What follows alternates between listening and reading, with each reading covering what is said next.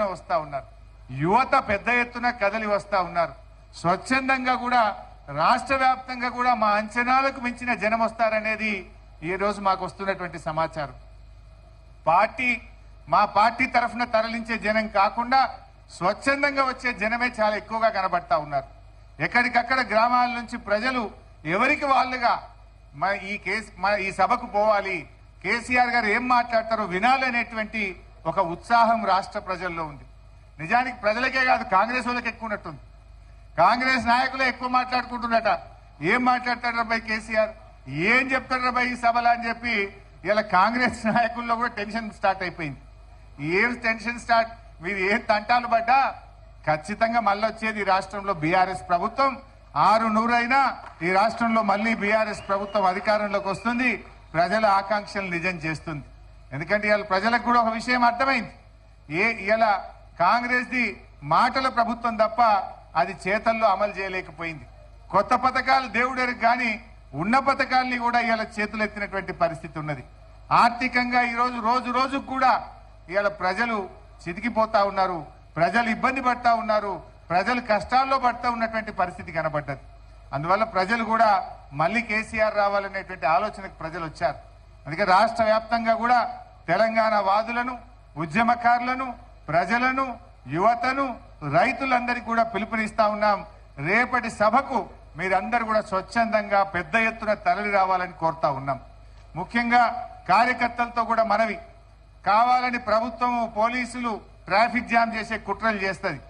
దయచేసి వాలంటీర్లు, కార్యకర్తలు ఎక్కడికక్కడ మనమే స్వీయ క్రమశిక్షణ పాటించాలి. ఎక్కడ కూడా ట్రాఫిక్ జామ్ కాకుండా చూసుకోవాలి. మనము ఓవర్టేకులు చేసి ఒక బండికి ఒక బండి అడ్డం పెట్టుకొని ట్రాఫిక్ జామ్ కాకుండా చూడండి.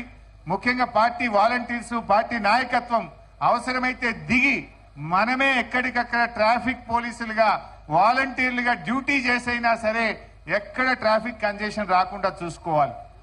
రోడ్డు మీద నిలబడండి అవసరమైతే. దయచేసి అందరు కూడా సహకరించాలి. ప్రజలకు కూడా మేము విజ్ఞప్తి చేస్తా ఉన్నాం. వరంగల్ ప్రజలు విజ్ఞులు. మొదటి నుంచి కూడా ఆచార్య జయశంకర్ గారు మరి ఇదే వరంగల్ నుంచి కేసీఆర్ గారికి వెన్నుదండగా నిలబడ్డారు. కేసీఆర్ తోనే తెలంగాణ సాధ్యమవుతుందని జయశంకర్ సార్ బతికున్నంత కాలం కేసీఆర్ వెంట ఉన్నారు, కేసీఆర్ ని ఆశీర్వదిస్తూ నడిపారు. వరంగల్ ప్రజలు ఎప్పుడు సభలు జరిగినా ఎంతో గొప్పగా తరలి వచ్చిండ్రు, సహకరించిండ్రు. రేపు ఆదివారం సెలవు దినం కూడా వరంగల్ పట్టణ ప్రజలు గాని పరిసర ప్రాంతాల ప్రజలు కూడా సహకరించి, వ్యాపారస్తులు అందరూ కూడా సహకరించి రేపు కొంచెం ట్రాఫిక్ రెగ్యులేషన్ లో కూడా మమ్మల్ని ఆశీర్వదించాలి, సహకరించాలని ప్రజల్ని కోరుతా ఉన్నాం. ఈ సభ రజతోత్సవ సభ, ఇది పార్టీ జరుపుకునే సభ కాదు. ఈ రాష్ట్రం కోసం, ఈ రాష్ట్ర ప్రజల కోసం, ఈ రాష్ట్ర ప్రజలు పడుతున్న కష్టాల్ని దూరం చేయడం కోసం, ప్రభుత్వం మీద ఒత్తిడి తేవడం కోసం, ఈ పార్టీ సాధించిన విజయాలను చెప్పడంతో పాటు ప్రజల కోసం జరిగేటువంటి సభ. ఈ సభ ఈ రాష్ట్రం కోసం. ఎందుకంటే బీఆర్ఎస్ పుట్టిందే తెలంగాణ కోసం. బీఆర్ఎస్ తెలంగాణ ప్రజల గుండెల్లో నుంచి, తెలంగాణ ప్రజల ఆలోచనలో నుంచి పుట్టినటువంటి పార్టీ కనుక రేపటి సభ విజయవంతానికి వరంగల్ ప్రజలు, ఈ పరిసర ప్రాంతాల ప్రజలు, వ్యాపారస్తులు అందరూ కూడా సహకరించాలి. ట్రాఫిక్ ఇబ్బంది రాకుండా కూడా మీరు ఆశీర్వదించాలని చెప్పి నేను ప్రజలకు అప్పీల్ చేస్తా ఉన్నాను. అదేవిధంగా రాష్ట్ర వ్యాప్తంగా కూడా అందరూ కూడా తరలి రండి. కొంచెం ఇబ్బంది అయినా కూడా ఎక్కడికక్కడ దిగి రెగ్యులేట్ చేయండి ట్రాఫిక్ ను. ట్రాఫిక్ జామ్ కాకుండా మనకు మనమే స్వీయ క్రమశిక్షణ పాటిస్తూ రెగ్యులేట్ చేసుకొని సభను విజయవంతం చేయాలి. జనం రాకపోవడం అనే ప్రశ్న లేదు. అంచనాలకు మించిన జనం రాబోతున్నారు.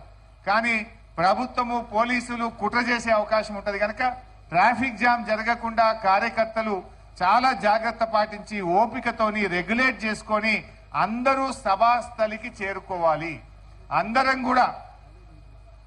అందరూ కూడా టైమ్లీ మన యొక్క సభకు వచ్చే విధంగా, సభాస్థలికి చేరుకునే విధంగా మన బీఆర్ఎస్ కుటుంబ సభ్యులందరూ కూడా మరి జాగ్రత్తగా స్వీయ క్రమశిక్షణతో ఈ సభను విజయవంతం చేయాలని చెప్పి నేను అందరినీ కూడా కోరుతా ఉన్నా.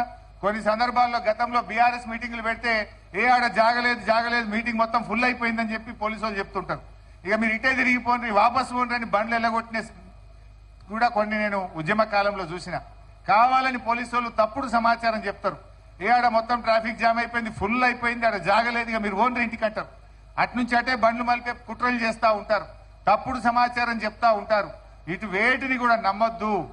ఏది వర్షం పడ్డా ఎండ కొట్టినా ప్రపంచం తలకిందులైనా సభకు చేరాల్సిందే, కేసీఆర్ మాటలు వినాల్సిందే. అందరూ కూడా సభకు చేరుకునే విధంగా గట్టిగా కృషి చేయాలి. సభకు అందరూ కూడా వచ్చి దీన్ని విజయవంతం చేసి మనందరం కూడా మళ్ళీ బీఆర్ఎస్ ప్రభుత్వం రావాలి, మళ్ళీ కేసీఆర్ ముఖ్యమంత్రి కావాలని మనందరం కూడా ఇక్కడ ప్రతిజ్ఞ భూని